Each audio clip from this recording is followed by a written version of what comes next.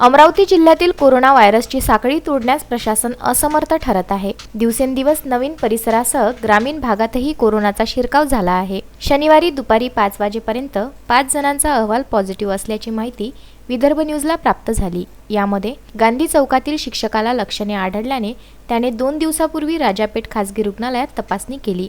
त्यात नागपूर येथील pathology लॅबने positive असल्याचा अहवाल दिला आहे।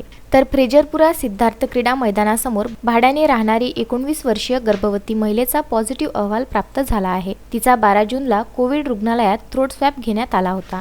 तर दुपारी 4 वाजताच्या अहवालात बडनेरा येथील कंपासपुऱ्यातील 2 पुरुषांचा कोरोना पॉझिटिव्ह अहवाल प्राप्त झाला आहे। अहवाल प्राप्त झाला असल्याने जिल्हाधिकारी शैलेश नवाल यांनी प्रतिबंधित क्षेत्राची दुपारी पाहणी केली। शनिवारी तिवसा तालुक्यातील शिरसगाव मोजरी येथील 30 वर्षीय पुरुष कोरोना बाधित आढळून आला। सर्व कोरोना बाधितांच्या नातेवाईकांची पोलिसांनी माहिती घेऊन त्यांना क्वारंटाईन करण्यात आला आहे। अजय शृंगारे, विदर्भ न्यूज, अमरावती।